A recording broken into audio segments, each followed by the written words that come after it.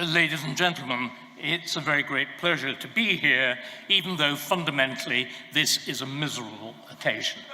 Well, come on, shall we all begin by being truthful?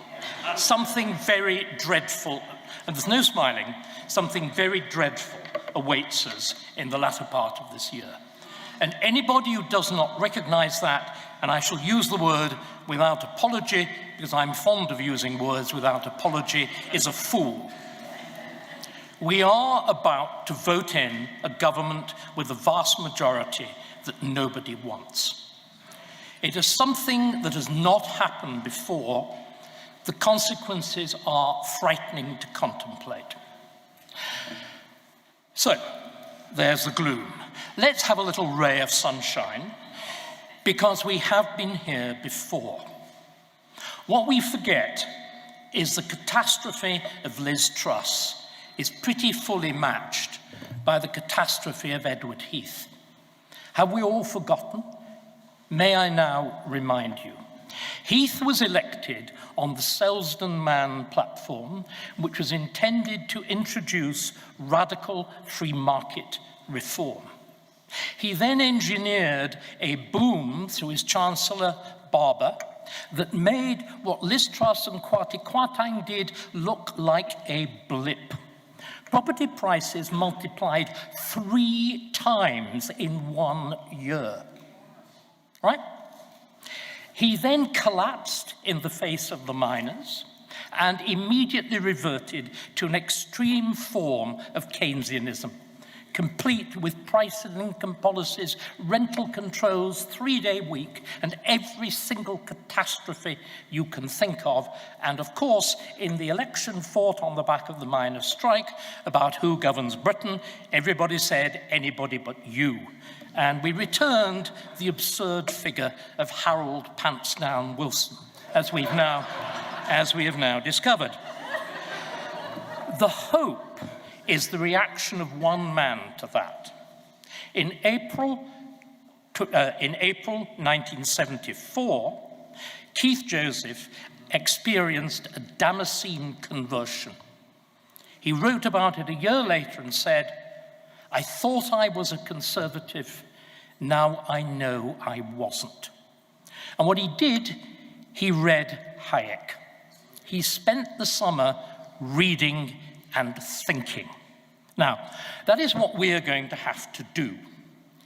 It would be nice to think somewhere in the upper echelons of the Conservative Party or even Reform, there was maybe somebody who had read Hayek, or could read Hayek, or could think about Hayek, or anybody else. What I want to do now is to draw the very striking comparison. In other words, it took, remember, the gigantic shift to socialism carried out in Britain by the absurdly lauded Clement Attlee, the foundation, again, of most of our discontents, disastrous structures of the NHS, the bloating of welfare, all at a time of immense exigency after war. All of that took 30 years to begin to reverse. Thatcher, under Heath, was the Secretary of State for Education who closed more grammar schools than everybody else. It is possible to turn the ship of state round, but by God, is it difficult. So, what is the parallel with where we are now? All we have forgotten is that Blair, between 1997 and the kind of burp of Blair, Gordon Brown, exhaling even more unpleasant breath. And between the two of them, they carried out a revolution exactly equivalent in scale to what Attlee did in 45 to 51. What we've done is to forget that, is not to understand it, is not to seek to reverse it. What I want to do now is to delineate that revolution, to explain it to you, and to tie it very much to the whole purpose of the NCF. Now, Peter's foundation of the NCF, the direct tackling of cancel culture, the absurdities, and all the rest of it, is very important. But what we need to ask ourselves is, why have these absurd doctrines got such purchase so quickly? Why are they particularly in America and in Britain? What is it that has led to the penetration of the great Anglo-Saxon democracies who not only pioneer freedom, but pioneer economic growth? Why have they been so profoundly vulnerable to these catastrophes? And my answer is that the mistake that the New Culture Forum has made, and I've said this to Peter in private, I will now say it in public, is to assume you can tackle culture directly. You cannot. The reason that these absurd doctrines have triumphed is political. It is only because they have a network of political support that they've been able to send their tentacles everywhere. And that political support in this country is created by the so-called Blair constitutional reforms. This is what we've got to understand. Therefore, the first thing that any future serious right-wing government, whether it be called conservative, reform, whatever, has got to do is to understand it has to reverse a revolution. You have to carry out what we did in 1660. You have to carry out a restoration. There has to be a process of going back. And I think America, to a large extent, will have to do the same. Because certainly, particularly post the New Deal and particularly the 60s changes, very similar patterns appeared. Now, what is it that Blair does that is so catastrophic? Well, I'm afraid the list is a very long one, but let me summarize it very quickly as saying, essentially what it does is to subvert the central feature of the English Constitution. And remember, the British Constitution is simply the English Constitution writ large. We number our kings in accordance with the Norman Conquest. Parliament is Westminster, or the order of parliaments is not altered by Act of Union with Scotland in 1707. What is the central principle, or what used to be the central principle of the English Constitution? It was the idea of the sovereignty of Parliament.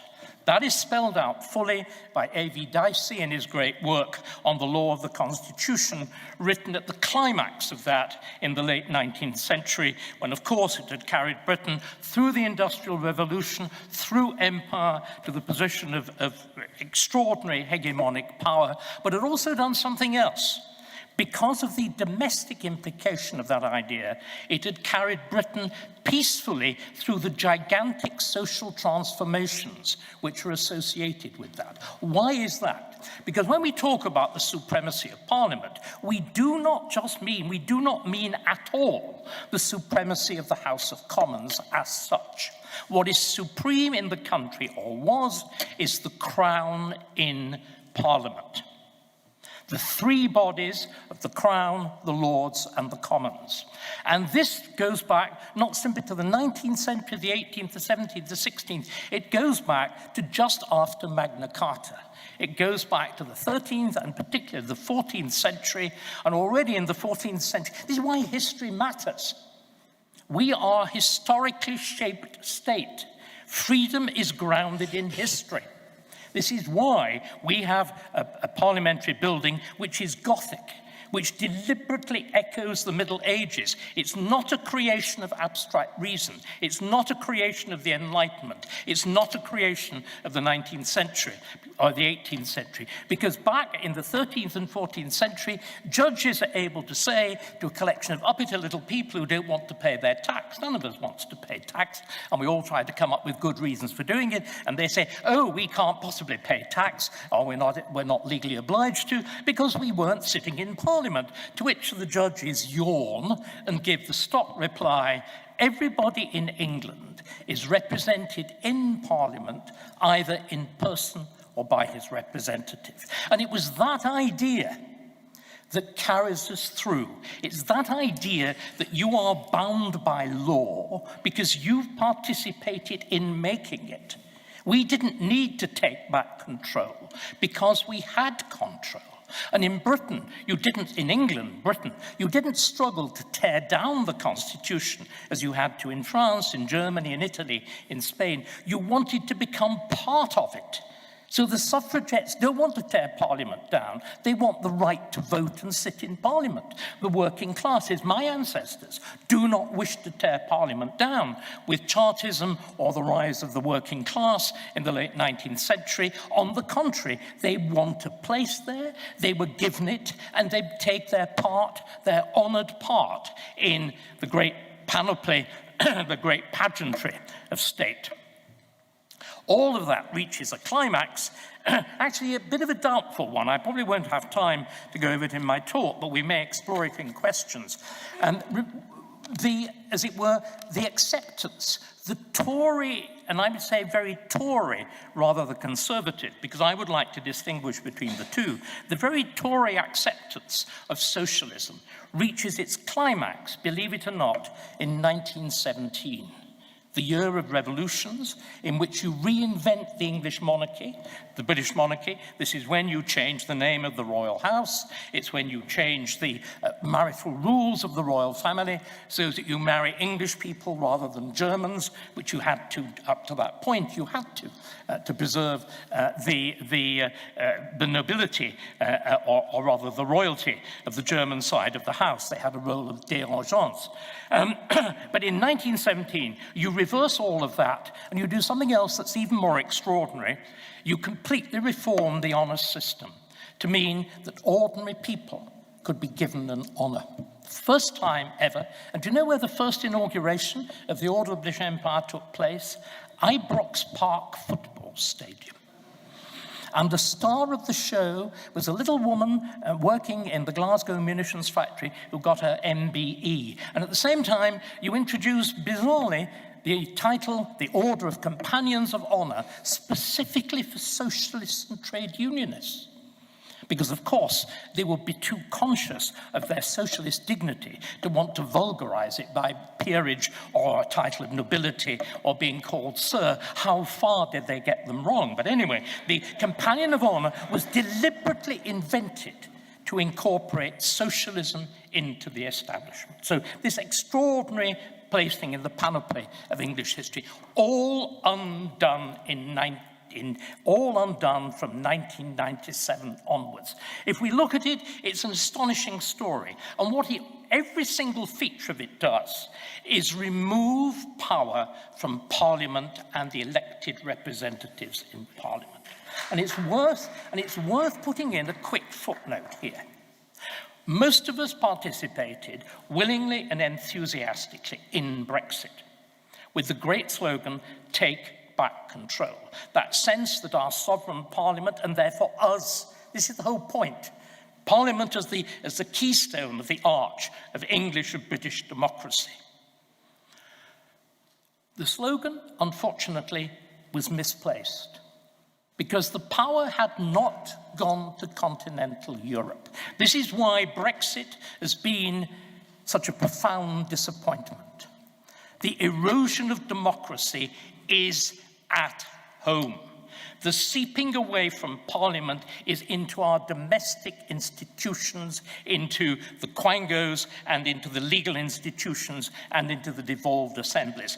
This is the disaster. So we were attacking the wrong Parliament. It was the right thing to do, but it did not have the desired consequences, and we need to understand that and to admit it and to comprehend it and to fit it into our general interpretive pattern. But if you then look at this process of the diminution of the sovereignty of Parliament, it takes place with astonishing speed. The independence of the Bank of England. Remember, the nationalisation of the Bank of England is actually done by a Labour government. If we look, again, I do not wish to sustain the absurd self-delusions of Liz Truss, but the general record of the Bank of England since Mervyn King ceased to be governor is disastrous in comparison with and is also entirely unamenable to us. These people are entirely and deliberately unanswerable to anybody. So So the independence of the government of the Bank of England. Scottish devolution, 1998, creating, of course, this grotesque parody of a government in Edinburgh, which is contriving to reproduce all the worst features of pre-Union Scotland. The factionalism, the corruption, the idiotic kind of Knoxian pursuit of purity, every single undesirable feature of clanism and Calvinism combined in the detestable person of Nicola Sturgeon. And again, 1990. But look at what this means. It means that, remember, the only point of connection between England and Scotland was Parliament. When you create, because Scotland, with the wonderfully generous settlement of 1707, preserves every other feature of statehood. It preserves its right to issue currency, its own legal system, its own educational system, its own church, its own heraldry, its own order of knighthood, its own court, its own crown.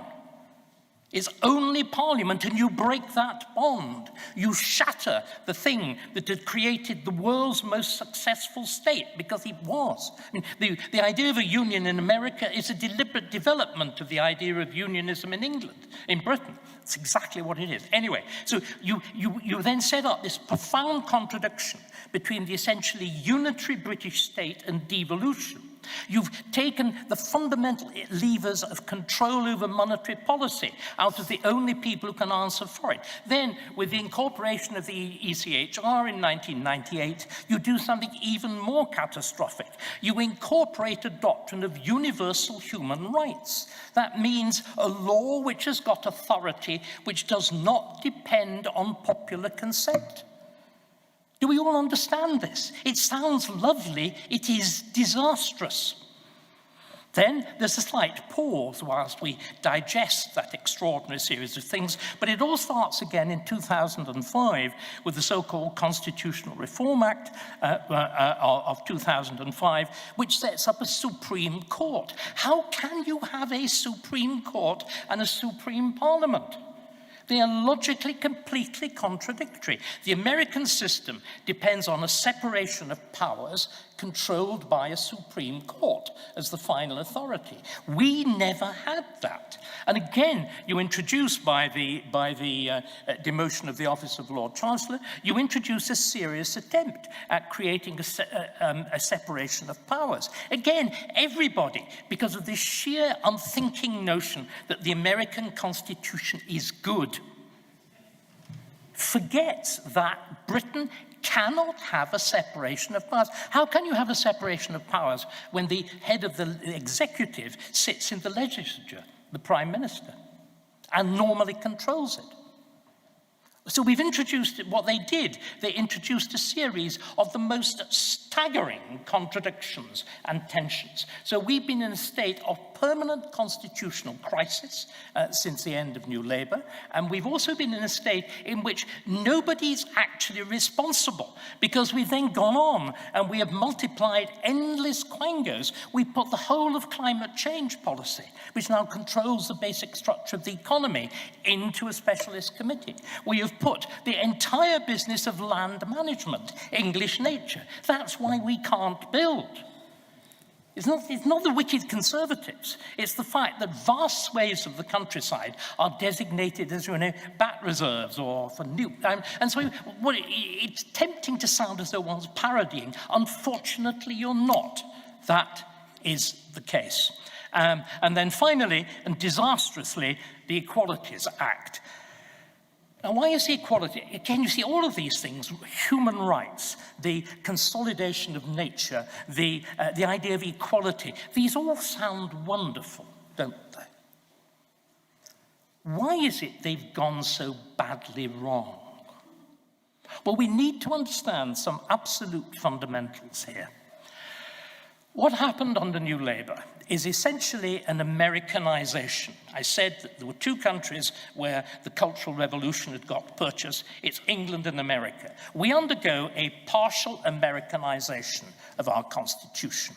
And it's one that goes into areas that we haven't really thought about, and until I started working on this, I hadn't fully thought about. Do you know New Labour even perverts charity? Do you want to know why the Royal National Lifeboat League behaves in the funny way it does? Because it was written into the Charities Act of 2006 that the pursuit of human rights and international amity and whatever is now charitable. So you write in to what had been previously highly strictly defined, this series of vague general notions which are entirely unlimited by the nation, are extraneous to the nation. There's then another point to make, which is what has happened to the idea of human rights? All our enemies say, but the Tories were responsible for the European Convention. It was Maxwell Fyfe as Attorney General, and interestingly enough, an Attorney General who was one of the last great persecutors of homosexuals. We need to couple this authorship of human rights with remembering his domestic role. But what is important to realize is that the ECHR, like everything else, has been perverted. It's been perverted in two ways. It was never intended to be a court to which individuals could directly appeal. If you look at the European Convention, it's very interesting to look, for example, at the relative position of the, say, freedom of speech in America. Freedom of speech under the Second Amendment, under the Bill of Rights, is absolute. Here, in our convention, because the convention was not really intended as law, but a guide to the making of law, it's subject to considerations of public morality, safety, domestic peace. In other words, judges can twiddle it around in whatever direction they like. But there's a much bigger issue here, which again, I'm afraid is one of the reasons why that other magnificent creation of 45, the United Nations and whatever, itself has turned into, and the International Convention on Human Rights, why they've all turned into disasters. They were deliberately perverted by the communist bloc. Can I recommend to everybody here to read a remarkable book? You can get around it by reading a single article. It's by a man called Jacob Mchangama, M-C-H-A-N-G-A-M-A, Mchangama, who is, believe it or not, a Dane, but obviously a mixed-race Dane. And what he demonstrated was that the Soviets and their allies between the 60s, 70s, and the early 80s penetrate the entire machinery of human rights and twist it. The original intention of human rights was to protect the right of the individual against the state.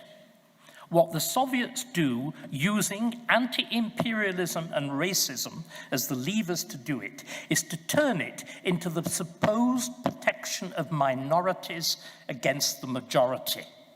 And what that requires, of course, is you pervert the entire machinery of human rights, and particularly freedom of speech. You invert it. You turn it against itself. You turn a doctrine of freedom of speech into a doctrine of hate speech, which limits freedom of speech. Now, we have to understand all of these things. It's hard work. What we need is, therefore, a serious legislative program. It is a legislative program that will set itself deliberately and quickly to reverse the entire legislative achievement of the New Labour years of 1997 to 2010. It has to do that. Until we do that, frankly, we are piddling. We are doing nothing, and we can do nothing. This is why the Conservative government of the last 14 years has been as catastrophic a failure as it has.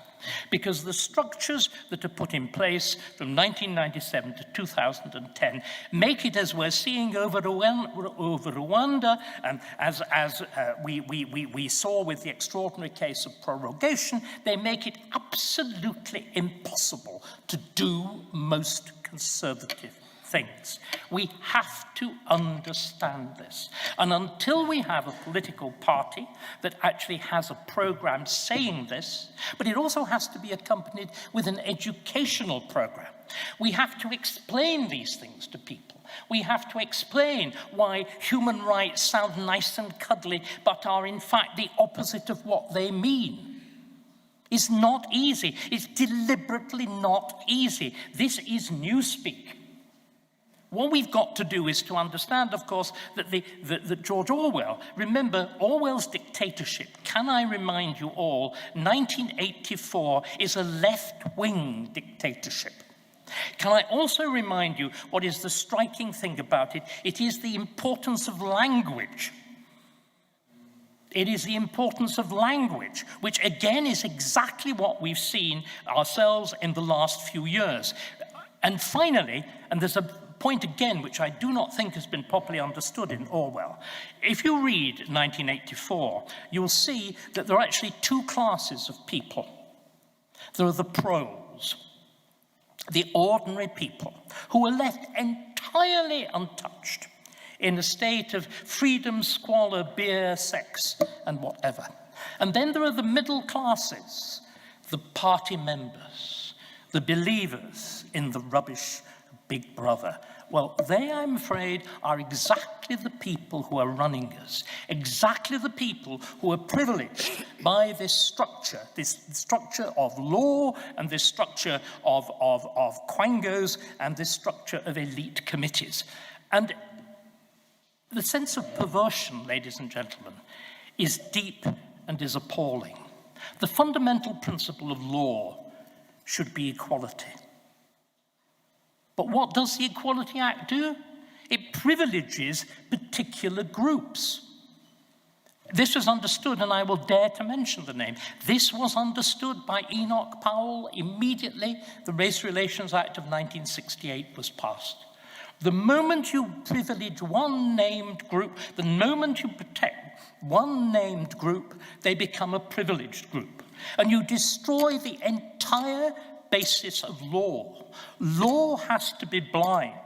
Law has to be universal. We have instead created a law which is teleological, which is aimed at protecting particular groups. We've abandoned any notion of proper distributive justice, and instead we've embarked on this notion that the goal of law is somehow to bring about equality or to redress wrong, to redress vast social wrong. The moment you put an adjective in front of justice, you have perverted it. So you see what I mean? We've got to...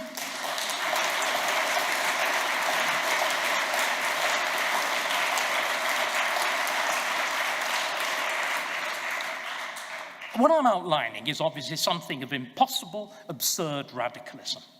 That's why I began by saying naught for your comfort, rather like Luther. But can I suggest that we have to, first of all, and you will forgive me, this will sound horribly patronizing, we've to start by educating ourselves. We've to recognize how far our opponents have been successful because they've controlled language, because they've seized these nice-sounding words and turned them into vehicles for horror, which all forms of dictatorship do. The last time we had laws governing speech as such was in the Reformation and Henry VIII and treason by words. It's taken freedom and liberty to take us back to the reign of Henry VIII. I think that would be a good moment to pause. I hope I've thrown up enough to produce the odd question. Thank you.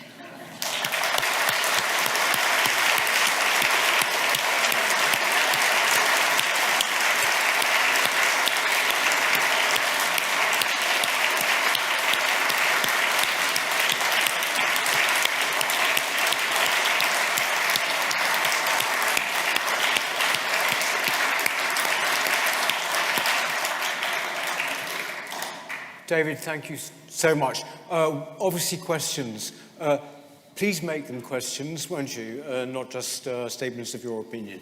Can we start with the gentleman here and then the gentleman right at the back there? Is one solution to go the whole hog and get, instead of the constitution being constituted in England of the laws in the basement of Parliament and get a written constitution in the sense of the US and sweep away, by doing so, you know, lots of this wokery, etc., and constitute that constitution in the manner of a US one. That's precisely what I've been saying we mustn't do. Look, can we just really pause and think? Again, can I suggest, please, everybody try to read Hayek's Constitution of Liberty. It is not easygoing, but it should be our Bible. There are two different ways of running government and human affairs. One is that you rely on the notion of, if you like, the free market of ideas tested by time. That is the great idea of Adam Smith and the English Enlightenment of the 18th century. It's expressed in the idea of common law, which has no specific origin and is subject to continuous slow modification and development. And it produces, of course, in England, in the course of the Middle Ages, a society which gives you all of those rights which are set out in the American Constitution, life, liberty, and property, and lays the foundation, long before the American Constitution is written, of the gigantic explosion of human energy, creativity, and intelligence that leads both to industrial revolution and the astonishing turmoil of ideas in late 16th, 17th, and 18th century England. This is where we invent modernity. And what is the great paradox? We invent modernity by rooting it in the past. This is the supreme paradox. It's understood right at the beginning of this process by Geoffrey Chaucer when he's dealing with what we conventionally call the Renaissance. In the late 14th century, he comes up with, when you're first really re-encountering the great works of Greece and Rome in their original form, he comes up with this wonderful 4 lines. Just as each year, out of the old ground, new corn springs, so from these old books, new learning comes. And it's this is the process of the market. The English Constitution is the constitutional expression of the market. Now, the other view is the French. All bad ideas of French. It is apart from food and wine and architecture and dress. Come on, we'll compliment. You know, England and France are the missing halves of the perfect civilization. Never, with a dash of Italy thrown in. What France does under the influence of Descartes is to come up with a completely different notion, which is that you improve human condition, not by slow organic growth, but by a coup de foudre, by an explosion in the brain, by starting everything from scratch. In other words, the catastrophe of the French Revolution, the thing from which France has never recovered and I think never will recover. Once you destroy the basis of legitimacy in a state to that extent, it never, ever fully recovers. Now, the American Revolution is this extraordinary middle ground. It uses the rhetoric of the French Revolution, but in fact, it doesn't change very much. Okay, the Tories are driven out and there's some nasty behavior, but essentially, the American Constitution is a very lightly reworked version of the English Constitution of the 18th century. The Bill of Rights is simply what common law conveys. The problem is, it was Blair using that model to drive through a perverted notion of the 18th century. That's the problem. There's also something else we need to remember. That notion of starting everything from scratch is what has powered every revolution since the French, and all revolutions are disasters. We need to understand this. No revolution has made anything better anywhere. And I challenge anybody to... They are simply destructive. And their standard feature is to replicate the worst features of the ancien regime. Look at China. Look at where you have a series of mad emperors after the fall of the Qing dynasty. I mean, they aren't just, they behave like emperors, the entire structure. Similarly, Putin now deliberately invokes tsardom. Things do not change, whereas we were able to do something else. It's the great Disraeli who explains this. If you're our sort of conservative, of course you believe in progress. If you're committed to structures of free market in ideas and free market in an economy, of course you believe in change. The question is not changing, it's how you change. Do you change in accordance with abstract principle, in which case it will be a catastrophe? Or do you change organically in accordance with the traditions and constitutions of your own country? Blair did the former and reaped, well, we've reaped, he hasn't, unfortunately, we've reaped the disastrous consequences. And I think the most obscene thing is seeing Blair strut around in the panoply of a Knight of the Garter at Windsor. It is the most vomit-making spectacle I have ever encountered. A man who hated tradition, treated it with contempt, patronized the Queen, exploited the death of Diana, and generally speaking, exhibited moral and political bankruptcy.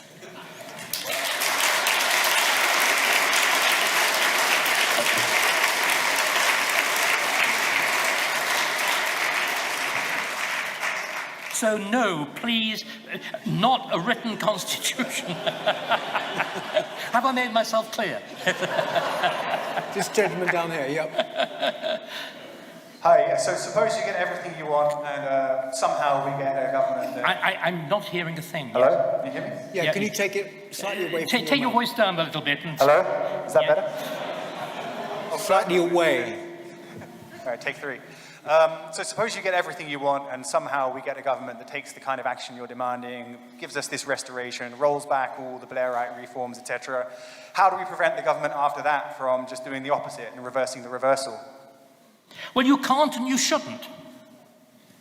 I mean, one of the things we have to have confidence about, finally, and again, there's a logical reason to this.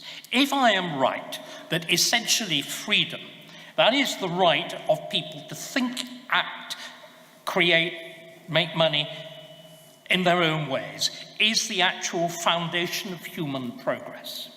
We need to leave people to be free.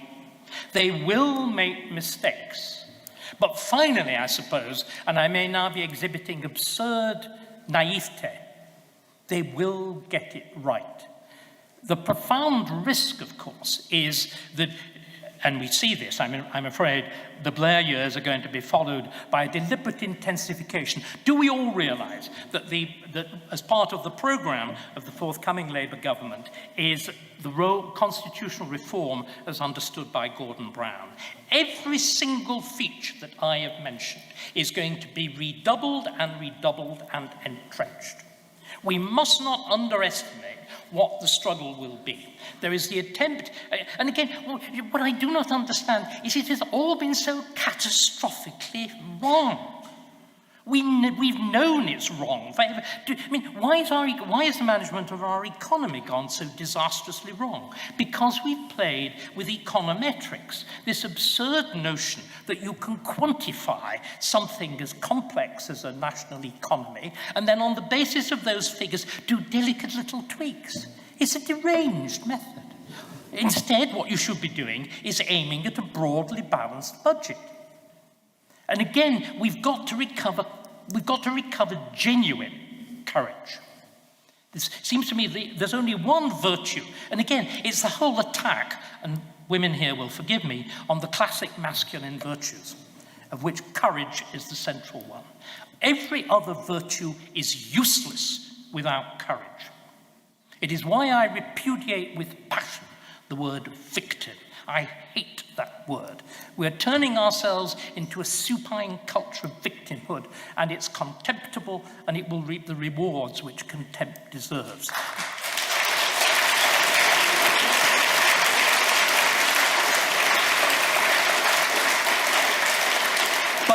courage has got to say the unsayable.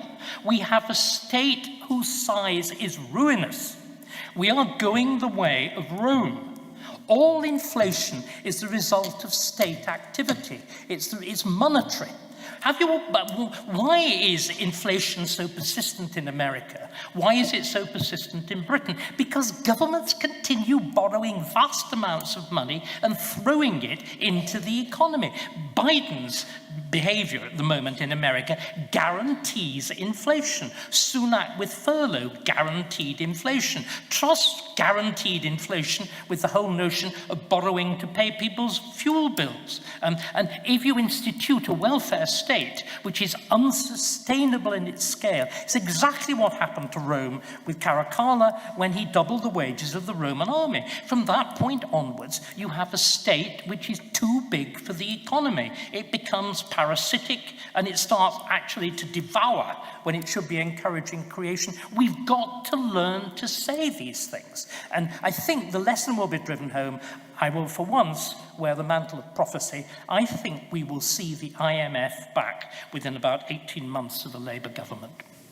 We can have two more questions, actually. Hang on, wait, we have that side.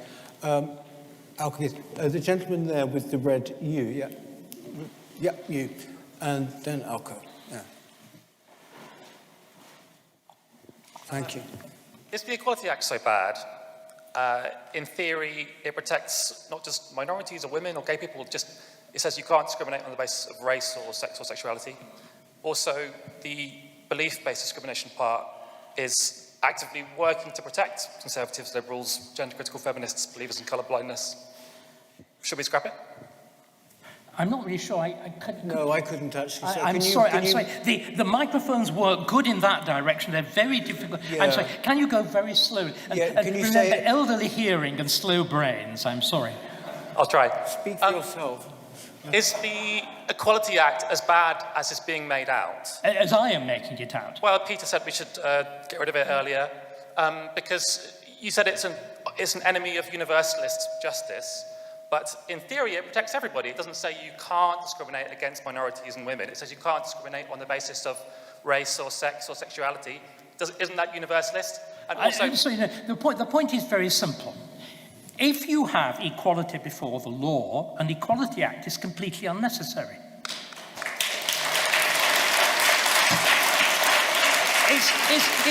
It is a simple, logical statement. Read Hayek. You don't, and an Equality Act privileges puffs like me unnecessarily. Except it doesn't privilege me as much as a lesbian, and it doesn't privilege me as much as a transsexual. And this is silly and wrong. All we need is genuine, again, look at the scandal of our policing in London at the moment. The incident yesterday, you were obviously a Jew, sir. Can you imagine that? In Britain, and the jaw drops at the horror of the thing. But that is once you start. The whole point of woke is that it replaces a notion of equality before the law with group allegiance. And again, it's important we understand this historically. There's a most splendid work of a young, well, no longer young. But young, he'd be very cross with me. But Patrick Nash, his wonderful book on Islam and English law. The reason that we developed this astonishing legal system in England was because we managed to outlaw cousin marriage. Cousin marriage leads to clans, which means that you've got a loyalty to the group rather than to the state. And you're judged as a member of a group rather than an individual. Woke and the whole business of black rights and whatever aspires to do that. It completely breaks down the uniformity before the law and creates a series of privileged groups. Similarly, the whole way in which freedom of speech has been interpreted, particularly because religious belief is protected, is demented.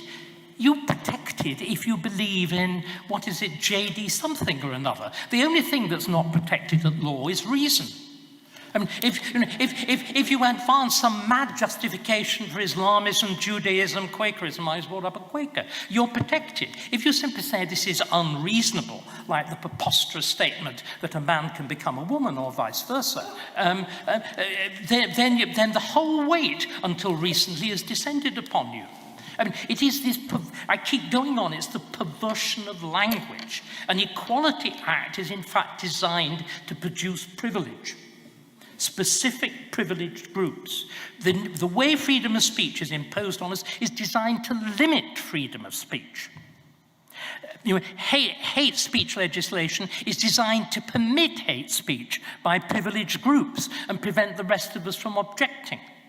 This is the terrible Blair newspeak.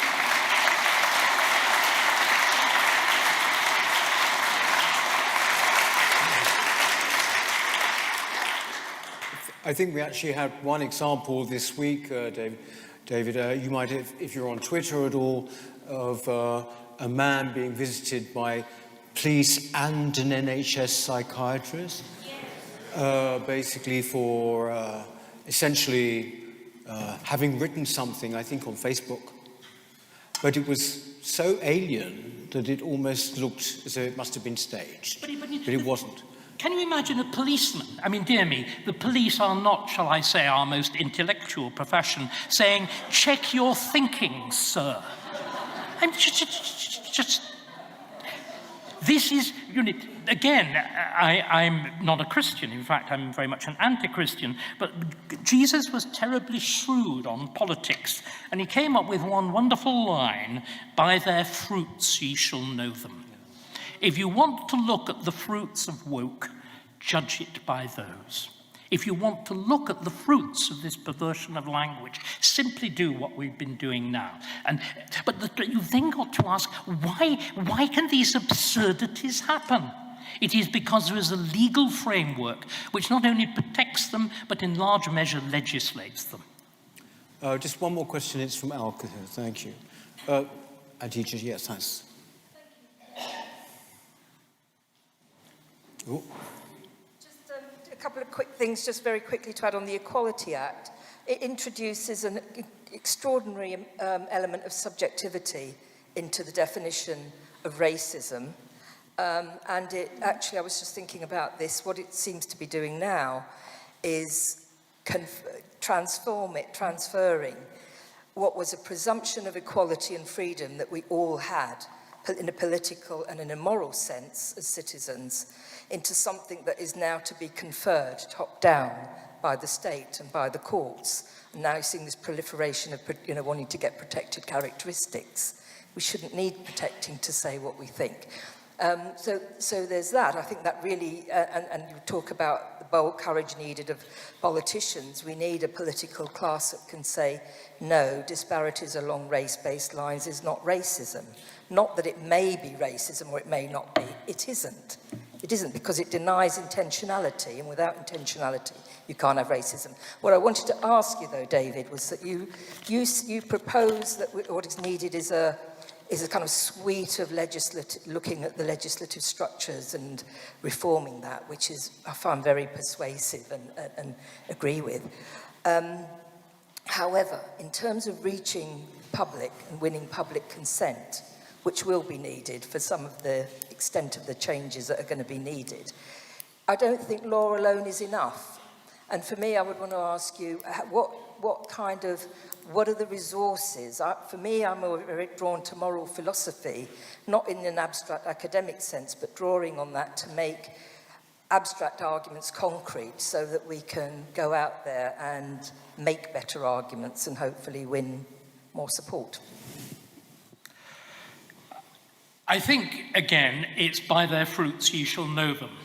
What we need to do is, and again, the deliberate attack on our history is an attack on the opposite of woke. Our early success, our success before this nonsense emerged, is the best argument against it. The astonishing creativity of our society before this nonsense. The signs of it shuttering down. Remember, there's one very simple fact. if we want good facts. Are we all familiar with my friend Mervyn King's wonderful remark that there are only 2 facts that you need to know about post-war British economic policy? Growth starts in 1979 and stops in 2008. It coincides precisely with the chronology that I've given you, and there is absolutely no accident. What we're seeing is a shuttering down of what has been the most successful state and society. Because I regard America and us as really kind of slightly distant twins. But we need to understand that. And again, we have one thing, we're a tiny little island. How has this little island done what it's done? It is because it pioneered freedom. But what we've got to do, we've got to start talking about freedom, not simply in terms of economic growth. Economic growth is very important, but you then fall into the Oscar Wilde trap, the price of everything and the value of nothing. We've got to start talking about the value of freedom. We've got to start talking about the fact that we gave a model not simply of industrialization, but of behavior to the world. That we gave a model of living to the world. We invent the weekend. We invent all sport. We invent dress. Do we all realize this?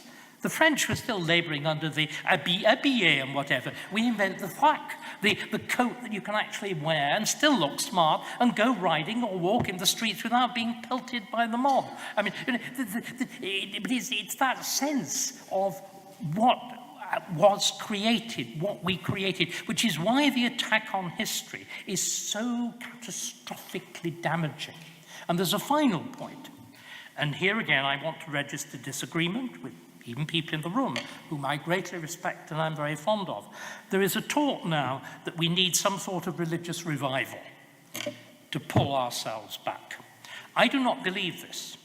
I believe, and I want to end on this note, please, Peter, I don't want anything else. I believe in a thing called historical transcendence.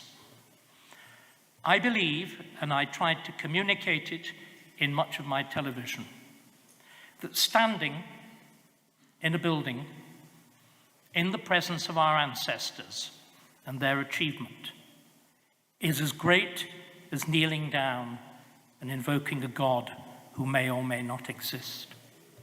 There's an extraordinary passage in A Man Who Did Believe in God in the Little Gidding, one of the 4 quartets of T.S. Eliot, in which he talks about this experience of transcendence, of hearing the feet that have walked before, the rustle of the clothes that have moved here before, the echo of the ideas and of the hopes and the fears and the achievements. We need to listen ourselves, and we need to be able to communicate it. Thank you. Thank you.